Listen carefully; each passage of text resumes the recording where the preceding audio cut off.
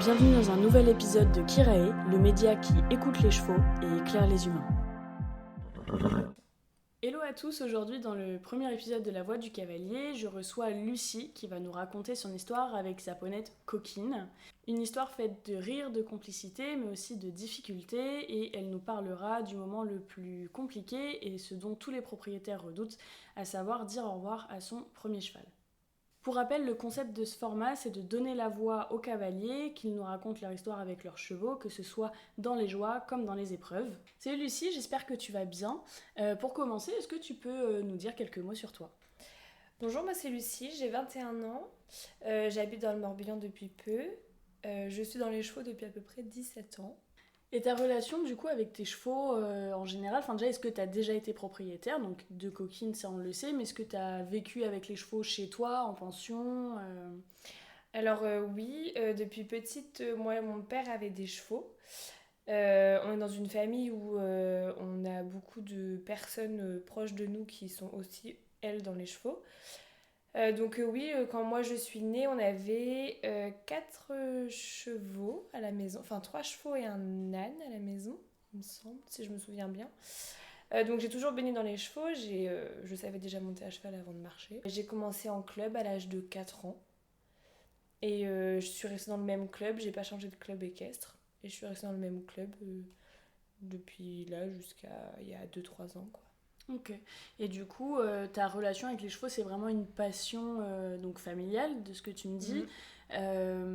Et pour toi, les chevaux prennent quelle place dans ta vie aujourd'hui ? Oui, c'est une relation très forte. Depuis petite, quand on vit avec des animaux, et notamment les chevaux, et qu'on a de la famille qui baigne dans les chevaux, eux aussi, forcément, en fait, rien que dans les discussions autour de la table, ça va parler des chevaux, dans les décorations, tout ça. Et la relation que j'ai avec les chevaux, c'est vraiment, moi, je me sens vraiment très comme dans une bulle où quand je vais pas bien, quand je m'approche d'un cheval, je sais que c'est très, très fort comme sensation et comme énergie. C'est vraiment une bulle comme si j'étais protégée. C'est une partie de toi plus qu'une passion en fait. C'est ça en fait. Pour moi, je pourrais pas vivre sans. Ok. Puis avoir eu l'occasion d'en avoir en plus chez soi, où tous les matins on se réveille, on a les chevaux devant chez nous. Ouais, ça c'est le rêve de beaucoup, je pense, oui. d'avoir ses chevaux sous la fenêtre de sa chambre, quoi. C'était clairement ça. Moi, de mon Vélux, je voyais le champ avec tous les chevaux. Et donc aujourd'hui, on va parler surtout de ton histoire avec Coquine. Du coup, déjà, est-ce que tu peux nous parler un peu d'elle ? C'est qui Coquine pour toi, du coup ? Alors, c'était une petite ponette, toute blanche. Alors, elle n'était pas à moi. Enfin, moi, je l'ai pas eu bébé. Je peux pas dire parce que je ne m'en souviens pas. En fait, c'était un de mes oncles. Comme je vous ai dit, dans ma famille, on est dans les chevaux. Pas mal de personnes dans notre famille sont dans les chevaux. Donc, c'était un de mes oncles qui avait une énorme maison et qui avait des chevaux. Et en fait, il a vendu la maison et du coup, il se séparait de ses chevaux. Donc, il y a certains chevaux à lui, me semble, qui ont été chez un autre oncle à nous.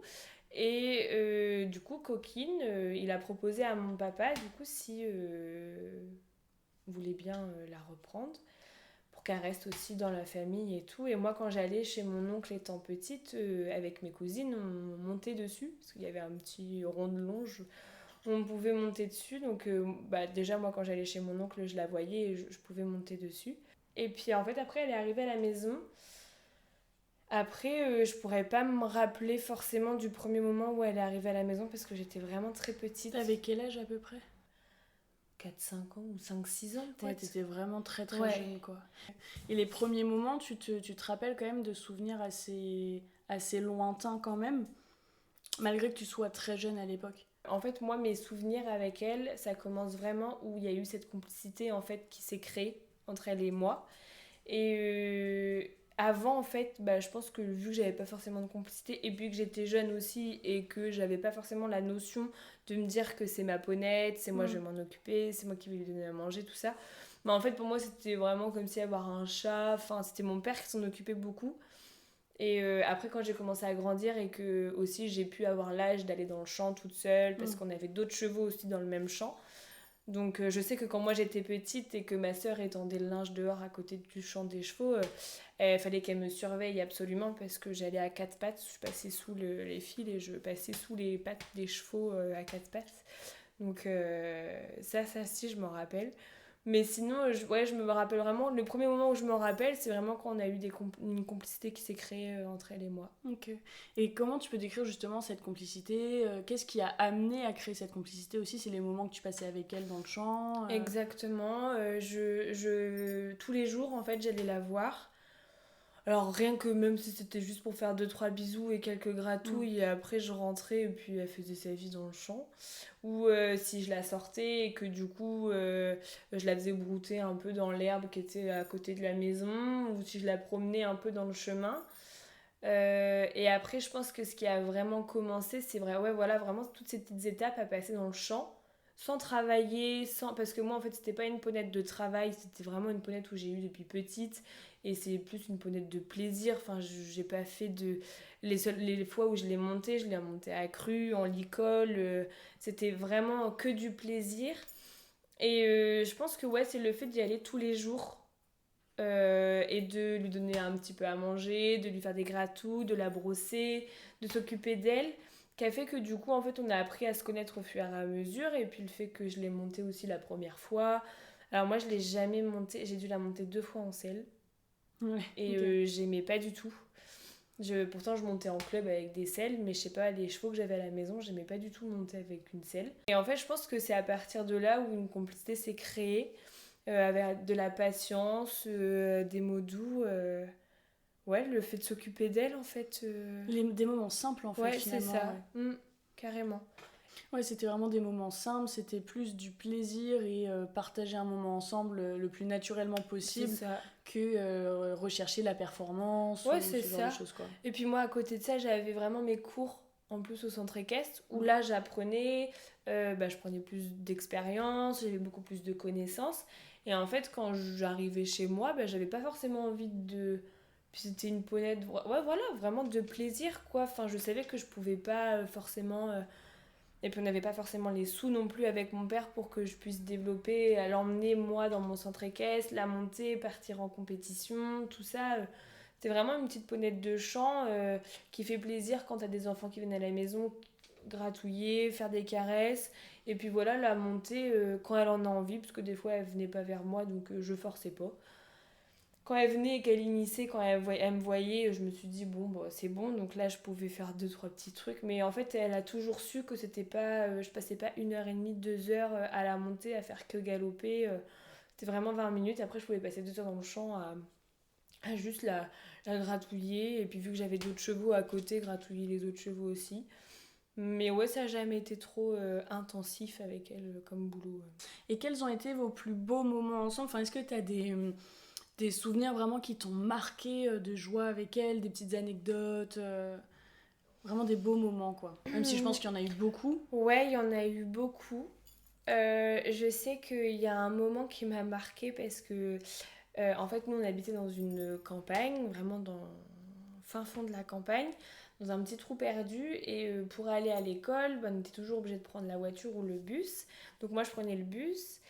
Et en fait, ma maison était à quoi? À 5-10 minutes en voiture, enfin 5 minutes en voiture de mon école. Et j'avais toujours dit à mon père que moi j'aurais tellement aimé qu'il vienne me chercher à l'école à la fin en primaire, à la fin de la classe, avec ma ponette en calèche. Parce que du coup, en fait, moi je la montais sur mon temps perso, plaisir, tout ça. Mais avec mon père, on aimait bien lui mettre une petite calèche. Et par contre, là, faire une petite balade dans le bourg, alors elle n'a pas fait plus de 5 ou 8 kilomètres, mais vraiment au pas, tranquille. Et donc, du coup, en fait, il y a un moment où, ouais, je me rappelle, j'étais dehors dans la cour, on avait fini les cours. Et en fait, j'entends tout le monde dire oh, il y a un poney là-bas, il y a un poney. Alors, moi qui suis fan des chevaux, je veux voir quoi. Et moi, je me rends compte que c'est mon père qui vient me chercher à l'école avec ma ponette et la calèche. Génial. Donc, après, j'avais la cote à l'école. Tu m'étonnes. Donc, là, ouais, c'était un super beau moment. Et puis, en fait, moi, j'avais un âne aussi qui était à ma grand-mère, mais que ma grand-mère n'avait pas de terrain, donc nous on l'a récupéré vu qu'on avait du terrain. Et en fait, ma ponette et du coup cette âne-là, c'était vraiment un couple, quoi. Ça a été cul et chemise, mais dès le début. Et donc je me rappelle des moments en calèche où on avait notre âne en liberté derrière qui nous suivait et puis nous on était sur la calèche. Après, ouais, il y en a plein, hein, des bons moments. Rien que le fait de la voir s'approcher, quand tu arrives dans le champ, que tu l'appelles, moi je l'appelais Doudoune surtout, que tu l'appelles et qu'elle lève la tête directement et elle hennit, elle vient au galop vers toi. Rien que ça, c'est un super moment magique, quoi, où quand elle s'allonge et que tu arrives tout doucement à côté et que tu peux t'asseoir et la caresser, parce que souvent, des fois, il se relève directement. Ça, c'est des moments qui sont incroyables. Et est-ce que elle t'a appris des choses au-delà de l'équitation? Même toi, en tant que personne, est-ce qu'elle t'a fait réfléchir? Est-ce qu'elle t'a appris, je sais pas, souvent on dit que les chevaux apprennent l'empathie ou ce genre de choses. Bah déjà, j'ai grandi en fait avec elle. Mm. Parce que moi, quand je l'ai eue, j'étais jeune. Et quand justement elle est partie de ce monde-là, j'avais 18 ans, quoi. 18, ouais, donc t'as 19 vraiment ans. grandi avec Donc elle. j'ai vraiment grandi avec elle. Donc forcément, donc, tu grandis, donc tu t'apprends plein de choses avec la vie perso, privée, tout ça. Et ce que je peux dire, c'est qu'elle m'a appris beaucoup de patience à avoir, surtout envers les animaux du coup, mais aussi envers les humains, à avoir de la patience. Et elle m'a surtout appris à... on peut pas avoir tout tout de suite. Ouais. C'est vraiment la phrase qui me vient en premier quand tu me poses cette question, c'est on peut pas tout avoir tout de suite. C'est moi je voulais parce que j'avais fait un petit peu de dressage, je voulais qu'elle fasse ça, j'ai mis 1 an à ce qu'elle le fasse, quoi. Et c'était un tout petit truc de rien du tout, quoi. Mais ouais, on peut pas tout avoir tout de suite, avoir de la patience, bah comme tu dis, de l'empathie et puis donner de l'amour aussi. Ouais. Le fait de donner ton amour, de la confiance. Ouais, je pense que ouais, c'est les seules, c'est les choses qui me viennent en premier. Ouais, c'était un peu la. Enfin, ça a été, je pense, la ponette de ta vie. Enfin, Ouais. c'est la première, vraiment. Oui, c'est la première. Même ouais. si, comme tu dis, effectivement, ta sœur et ton père avaient eux leurs propres chevaux, toi c'était ta première ponette et surtout t'as grandi avec elle. Donc tu l'as eue, t'avais 4-5 ans, elle est partie, t'avais 18 ans. Bah en plus, c'est le moment où toi tu changes parce que tu passes un peu du bébé à C'est l'enfant, ça. de l'enfant à l'adolescence et de l'adolescence à l'âge adulte, quoi. C'est ça, carrément. Donc oui, c'est ça, j'ai grandi avec elle. Elle m'a suivi sur tout mon parcours de vie, mes changements d'humeur, mon changement physique, tout ça, toutes les peines, parce que c'était ma confidente, hein, toutes les peines que j'ai pu avoir. Moi j'allais dans le champ, je me mettais accroupie, elle était à côté de moi et puis je parlais.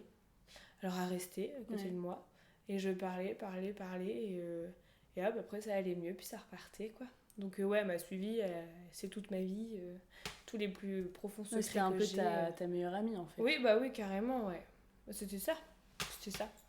Ok, donc ouais, c'était vraiment ta meilleure amie et t'as pu vraiment faire, évoluer et faire plein de choses.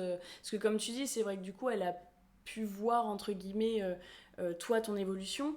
Mais est-ce que toi, tu as vu une évolution aussi d'elle, que ce soit son comportement ou autre, ou est-ce qu'elle avait un comportement aussi différent entre si elle était avec toi ou avec quelqu'un d'autre, quoi? Oui. Alors, oui, donc moi, elle a vu mon changement, tout ça, mais moi aussi, j'ai vu déjà la vieillesse, parce que du coup, elle vieillissait au fur et à mesure des années. Donc, les dernières années avant son décès, c'était. Voilà, on voyait bien parce qu'elle elle a vécu, elle avait 30 ans, jusqu'à 30 ans, il me semble. Et oui, pour en revenir à ta question, du coup, oui, j'ai vu, elle, son changement de comportement. Elle s'est adoucie aussi parce que quand nous on l'a eue, elle était très énergique, un peu, d'où son nom, parce qu'en fait son vrai nom inscrit sur le carnet c'est Schwab, S-W-A-B. Elle s'appelle Schwab normalement. Et en fait mon oncle du coup lui avait donné le nom de Coquine, donc qui n'était pas inscrit sur le carnet mais que du coup tout le monde l'appelait comme ça. Parce que justement elle était très coquine, parce que voilà, on pouvait pas l'attraper quand on voulait dans le champ, elle sait pas forcément faire. Bon, ça reste un poney, quoi. C'est un peu têtu, elle avait son petit caractère bien trempé à elle. Et justement, moi je sais qu'une fois que la complicité s'est installée entre nous deux, moi mon père pour la prendre dans le champ, pour je sais pas, une balade ou en calèche ou quoi, il n'y arrivait jamais. Ok. C'est-à-dire que dans les 1 hectare de champ, il faisait courir mon père. Peut-être qu'au bout de 30 à 40 minutes, il pouvait l'attraper parce qu'elle était bien contente de l'avoir fait tourner en bourrique pendant 40 minutes, donc elle s'était dit voilà. Par contre, du coup, moi, il m'appelait. Du coup, en fait, à force, c'était moi qui y allais et lui, il n'allait plus l'attraper. Mais sinon, c'est moi, il m'appelait et moi, j'arrivais, je l'appelais et puis elle bougeait pas. Donc, ouais, j'ai vraiment vu la complicité en fait naître parce que du coup, en fait, quand ça se passe comme ça, tu te dis pas oh putain, j'ai une complicité de ouf avec elle. Mais c'est après en te posant et en réfléchissant, tu te dis, mais c'est quand même incroyable qu'un cheval te donne ça, quoi. Tu te poses dans ton lit et tout, tu réfléchis et tu te dis, mais c'est dingue de pouvoir créer une complicité comme ça avec un animal, que ce soit un cheval, un chien, un chat. Là, en l'occurrence, c'était ma ponette. Mais c'est dingue comment ils peuvent te donner une satisfaction, en fait, de te dire, mais en fait, il y a vraiment quelque chose, quoi. Ouais. C'est pas juste un animal lambda ou un poney. Non, en fait, c'est vraiment un animal, mais enfin un être vivant à part entière qui ressent des choses, qui peut te donner aussi de l'amour et te donner quelque chose. C'est pas une peluche ou quelque chose comme ça. Donc non, ça c'est ouais, c'est assez satisfaisant et très émouvant aussi. Et du coup, parce que si on en revient à la question tout à l'heure de qu'est-ce qu'elle t'a appris, je pense à ça, mais du coup, le fait de l'avoir eu aussi jeune, ça t'a aussi appris d'avoir des responsabilités aussi Ah bah oui, jeune, oui, quoi, oui. du coup.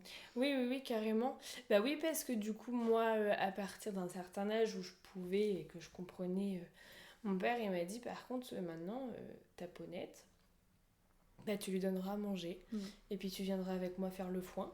Non, mais c'est bien parce que du coup, effectivement, ça t'apprend les responsabilités, mais aussi les contraintes. C'est là où c'est une nouvelle étape où Coquine t'a accompagnée. Et en fait, j'ai l'impression que finalement, à toutes les étapes de ta vie où elle était là, elle t'a toujours appris quelque Bien chose. sûr, ouais. Et c'est ça qui est intéressant.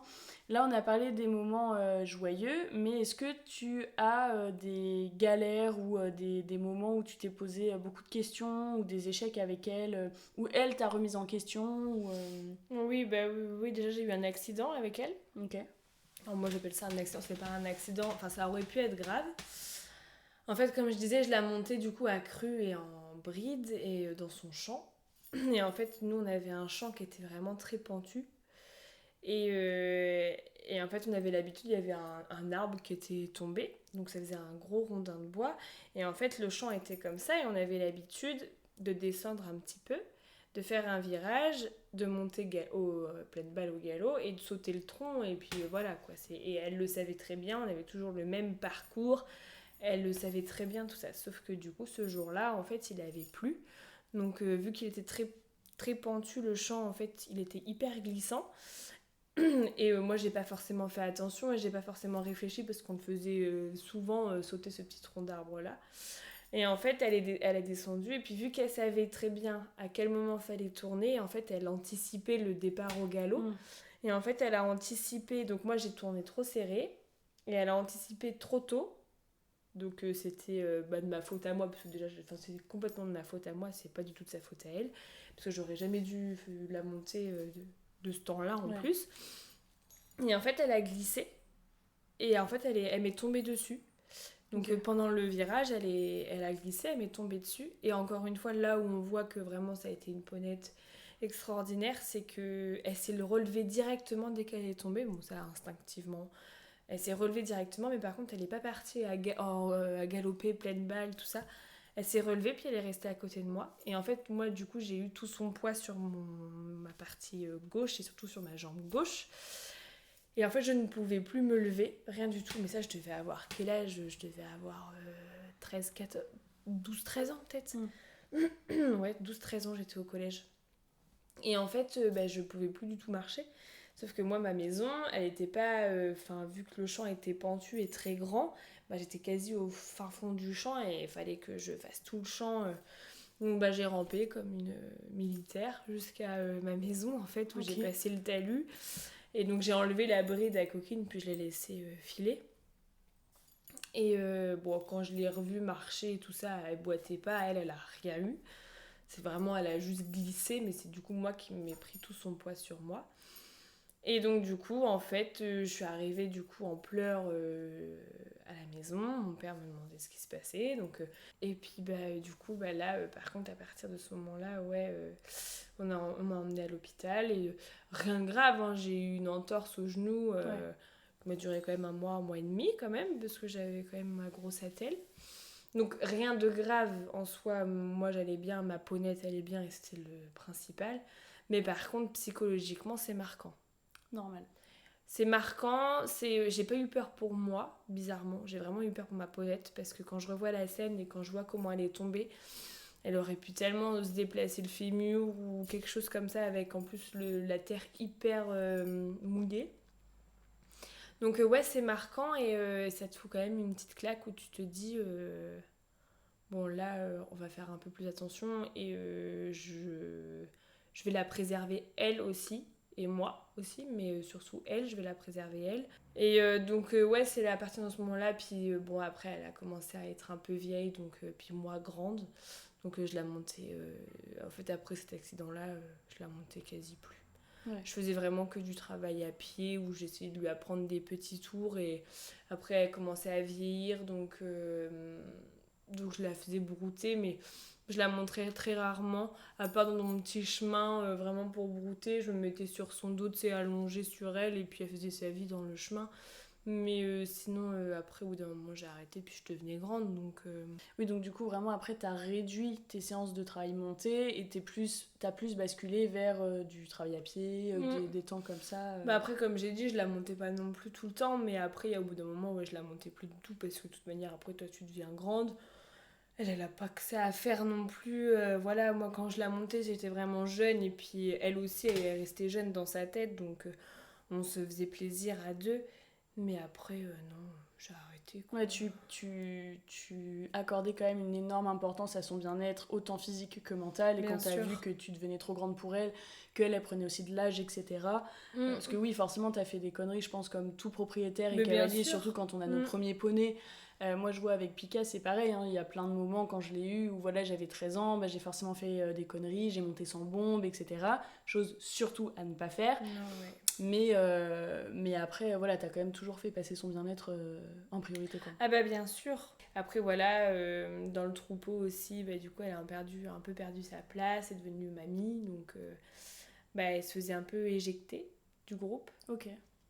En général, c'est quand- l'inverse, enfin, quand les vieux Ouais. chevaux sont plutôt les dominants en général. Bah non, là c'était la trotteuse, du coup justement celle de ma sœur qu'on avait, qui avait pris un peu la place dans le troupeau.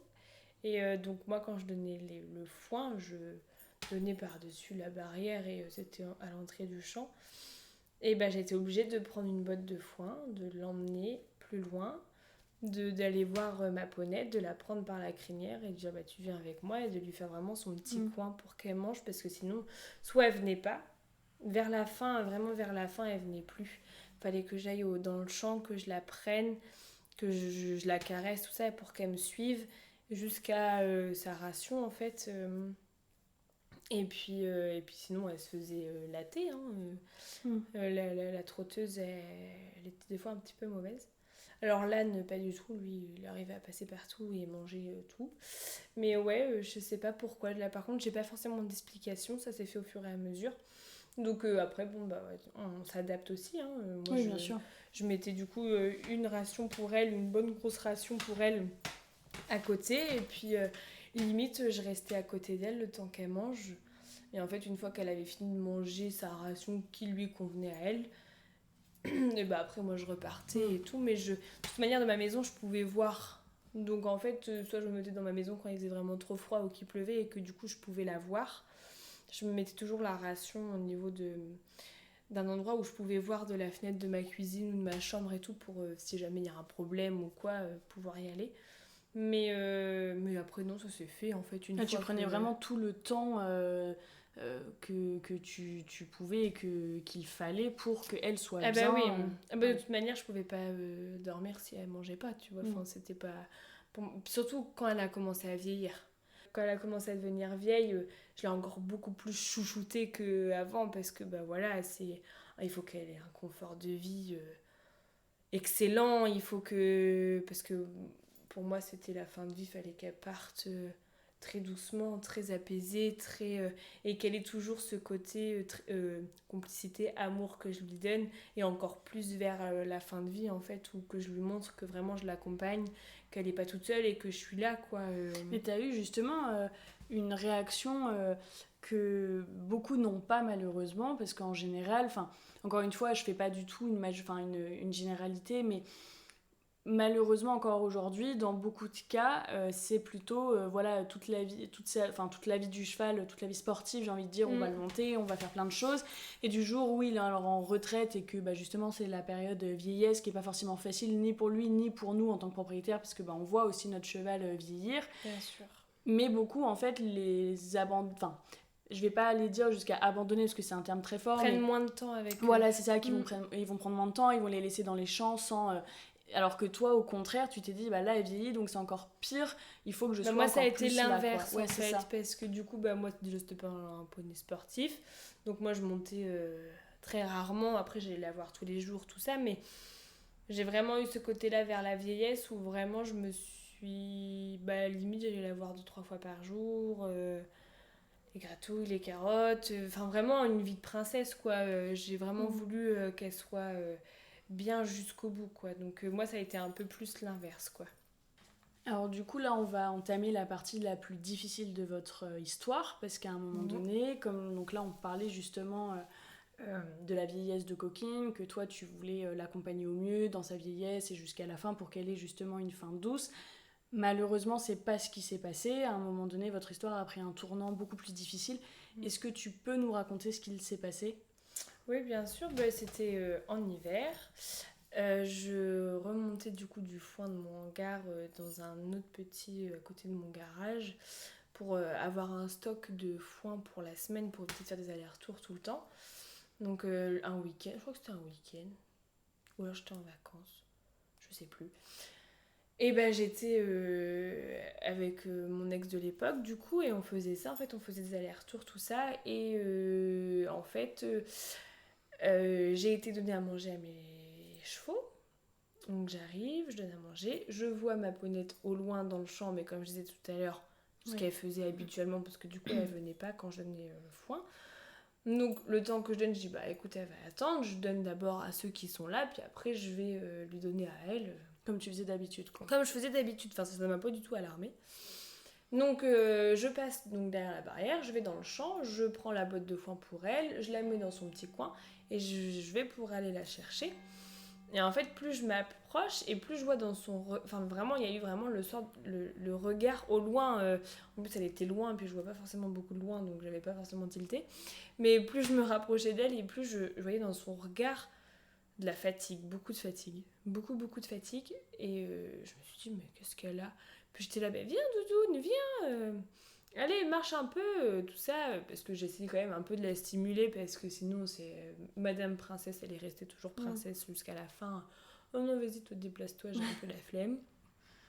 Et en fait, j'ai vu son postérieur droit, donc au niveau de son sabot, relevé. C'est comme quand les chevaux, quand ils se mettent en repos, là, ils lèvent leur sabot. Donc j'ai vu ça, donc j'ai pas fait gaffe et tout. Et en fait, j'arrive, je la caresse, je dis alors. Et en fait, je vois qu'elle tremble un peu de l'arrière-train. Mais je dis, mais qu'est-ce qui se passe ? Et en fait, je baisse les yeux justement sur ce fameux postérieur où je vois. Et en fait, je vois le sabot. Mais vraiment, vraiment le sabot tout retourné en fait. Enfin, c'est très compliqué à expliquer. Elle avait vraiment le sabot. Normalement, quand ils mettent en repos, ils ont le sabot relevé, mais ils n'ont pas le sabot. Et là, j'ai tout de suite su qu'il y avait un truc qui n'allait pas du tout. Il s'était passé quelque chose. Et en plus, donc, j'ai commencé à avoir très très peur, parce que quand ça touche aux membres des chevaux, oui, souvent malheureusement, c'est pas forcément bon signe et il n'y a pas forcément beaucoup d'issues. Donc là, j'ai commencé à beaucoup stresser. L'épisode est terminé pour aujourd'hui, rendez-vous la semaine prochaine pour la deuxième partie où Lucie nous racontera l'épreuve la plus difficile pour tout gardien de chevaux. En attendant, tu peux aller écouter le premier épisode d'Histoire de chevaux où je te raconte 3 histoires vraies de chevaux incroyables. Et si toi aussi tu veux faire partie d'une communauté qui prône le bien-être des chevaux, alors n'hésite pas à aimer, commenter, partager et t'abonner à Kirei. À bientôt.